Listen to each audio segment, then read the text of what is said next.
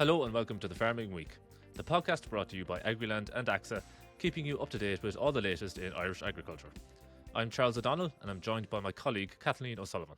Well, we have to unfortunately start with sad and tragic news on today's podcast, and that's with the death of a farmer in an ATV-related accident in County Mayo. Can you tell us about this, Kathleen? Yes, Charles. So, a County Mayo Suckler farmer died in an incident involving an ATV which occurred in Kilkelly on August 6th. An Garda Síochána said that Gardaí and emergency services attended the scene of a fatal incident at residential premises in Kilkelly, County Mayo, on the afternoon of Wednesday, August 6th. A man was pronounced deceased by paramedics at the scene. The Health and Safety Authority has confirmed to Agriland that it is aware of the fatal incident and an investigation has been launched. Agriland understands that the victim was a well-known member of the local community, which has been left shocked and saddened by the farmer's tragic death. And unfortunately, Kathleen, that was not the only death that impacted the farming community this week. There was another incident in County Tipperary. What happened there? Yes, Charles, so separately, Agriland reported this week that a pensioner died in a house fire at a rural location in County Tipperary. An Garda Síochána and emergency services attended the scene of the fatal fire at Boherlahan, Cashel, County Tipperary on August 6th.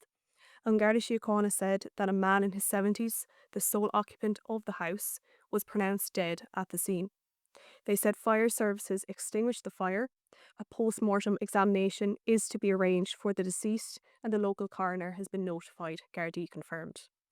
Agriland understands that the man who died has been named locally as Michael Luby, who is a member of Connolty Rossmore Vintage Club and Duala Ploughing Association. Locals have said Michael Luby was a force of nature, and one source told Agriland that Luby was very interested in vintage machinery, owning vintage Massey Ferguson tractors. He also had a threshing mill and baler and would bale hay and straw for people in the local area.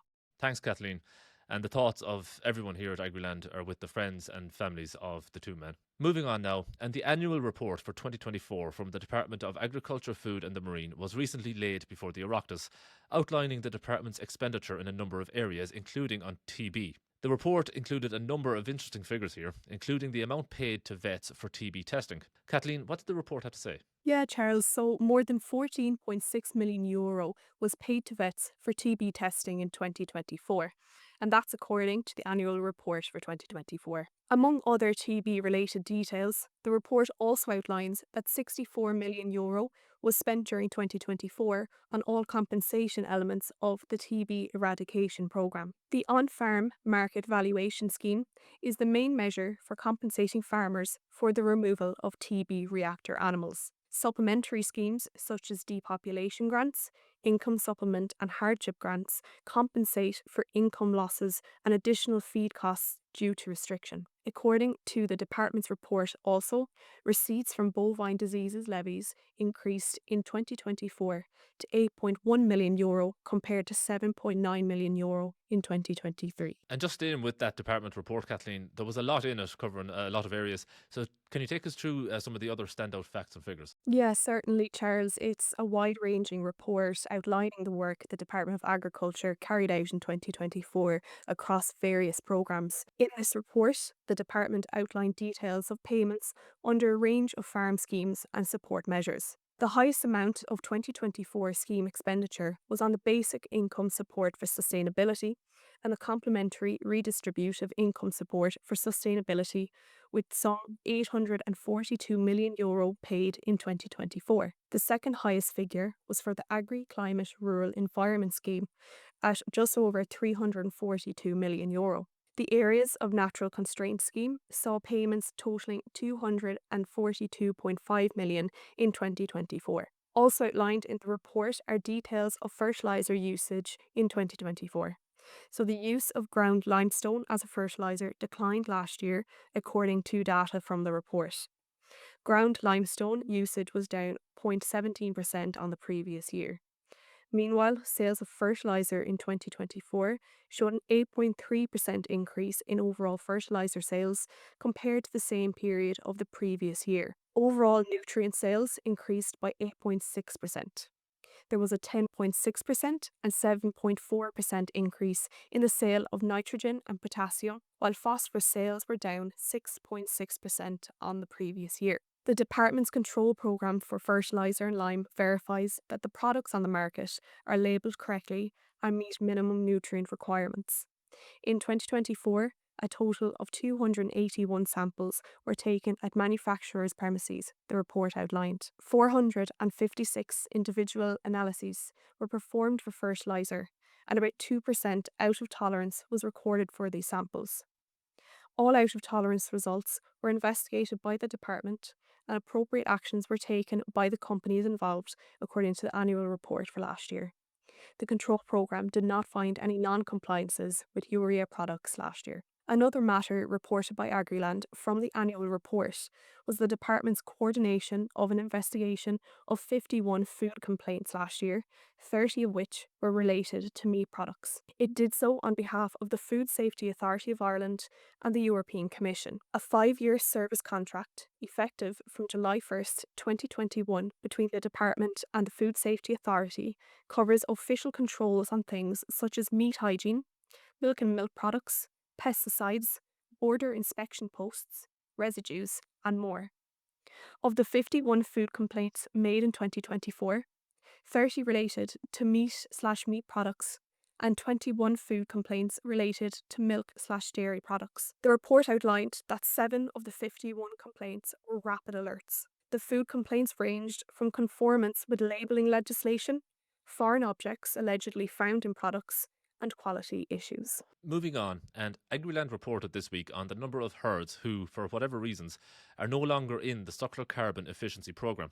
Can you take us through these figures, Kathleen? Yeah, so Agriland revealed this week that 4,600 herds and 85,700 cows have gone from the Suckler Carbon Efficiency Programme, or SCEP, since its inception. The SCEP has been subject to criticism from farm lobby groups and suckler farmers since it was initially rolled out. And many farmers expressed frustration at what they said was overly onerous criteria required to be eligible for the scheme.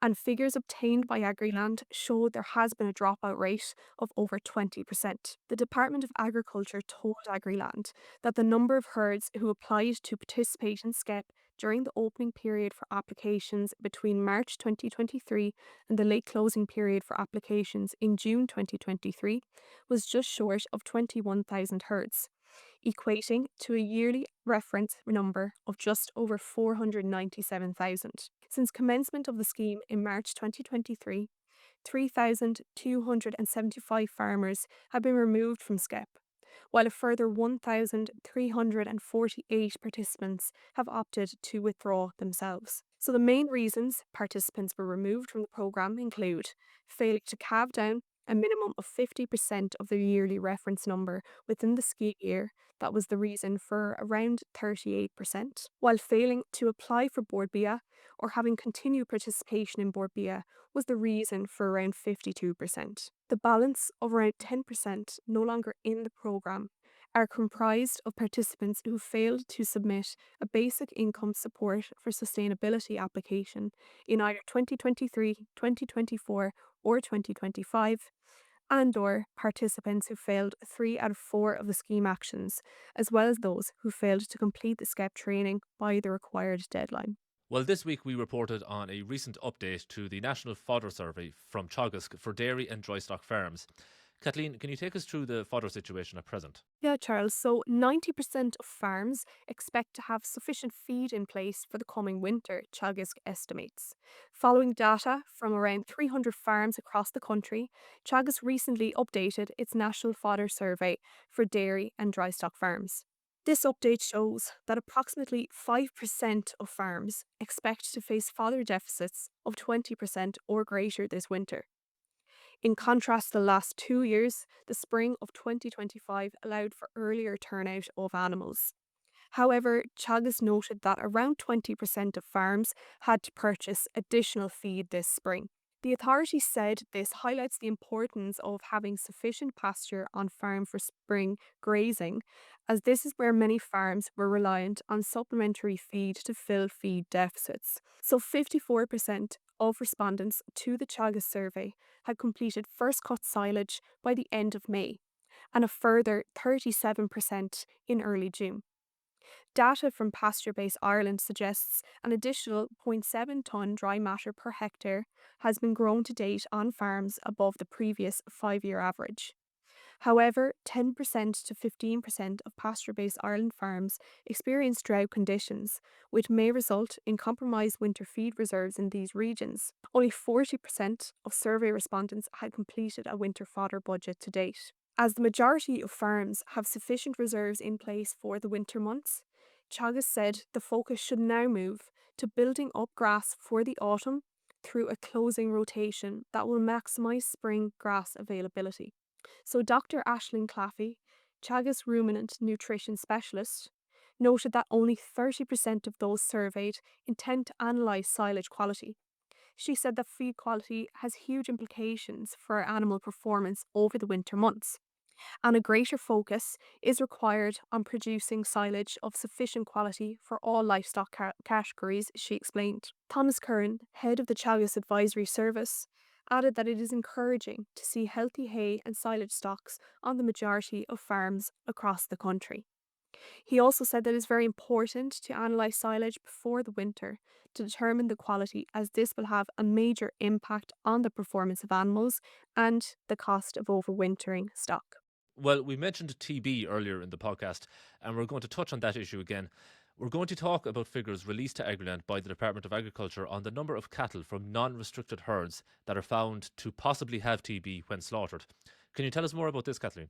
Yes, Charles. So, latest official figures show 3,459 animals from non restricted bovine TB herds have been slaughtered with suspicions of TB lesions between January 1st, 2025 and July 20th, 2025. The Department of Agriculture also confirmed that out of that figure, 1,758 animals were confirmed to have TB following laboratory testing of tissues. Every animal that is sent to slaughter for human consumption in Ireland, even from non-restricted herds, is subject to post-mortem veterinary inspections.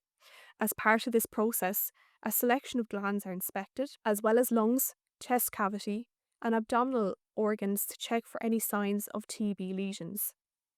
The department clarified that there have been 19,610 total reactors between January 1st and July 20th of 2025. However, the department also stated that there have been 43,290 reactors in a 12-month rolling figure from June 2024 to June 2025. In addition to this, the herd incidence rate has increased from 4.31% in 2022 to 6.04% in 2024, resulting in a 36% increase in the number of herds restricted between 2022 and 24. The department confirmed to Agriland as well that as of June 22nd, 2025, herd incidence over a 12-month period was 6.43%. Moving on, and an issue that comes up annually for farmers in the dairy and livestock sectors is the issue of farm plastics and the cost of disposing of them. Agriland recently caught up with farmers and representatives from the Irish Farm Film Producers Group to learn about recent changes to rules and costs for farmers. Kathleen, what did we learn? Yeah, Charles. So, farm plastic collections are well underway for the summer months, and many farmers are taking the opportunity to get rid of winter accumulations of farm plastic, meal bags, and silage netting.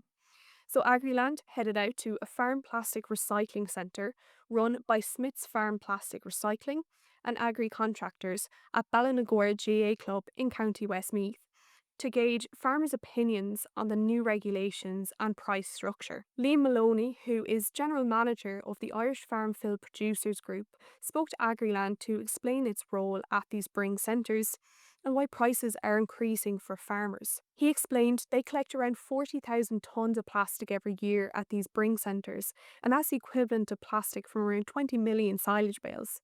He said they have a particular type of charging mechanism whereby the recycling levy makes up around 70% of their income, and the collection fee they charge to farmers makes up the remaining 30%.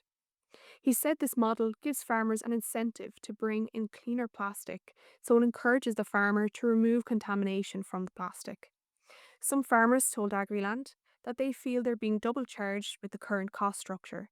Agriland spoke to local farmer Finian Farrell to see how he felt about the current price of buying and recycling farm plastic. We have to pay a levy when we're buying this plastic, and then we have to pay it's gone up the recycling of it when we bring it to the recycling bank. Well, it's a double whammy, isn't it? And it's more. I don't know any other products where people are being charged, at both ends, at the purchasing end and at the disposal end.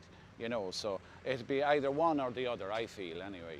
Earlier this year, the Irish Farm Film Producers Group confirmed to Agriland that the minimum charge at Brink Centres this year would be €60 per half tonne. In April of this year, the group had also outlined changes to its collections this year in order to help curb the illegal farm plastics trade, it said, and you can learn more about this on the Agriland website. Well, that brings us to the end of today's podcast. Just before we go, if you're going to the Tullamore show this Sunday, we hope you have a great time there and safe travels going to and coming from the event. If you want to get in the mood for this year's show, you can check out Agriland's build-up on our website and app. But that's where we'll leave it. Please don't forget to rate, review and follow The Farming Week on Spotify, Apple Podcasts or wherever you get your podcasts. We'd love if you could spare some time to give us 5 stars and share The Farming Week with anyone you think might be interested. From Kathleen and myself, all the best.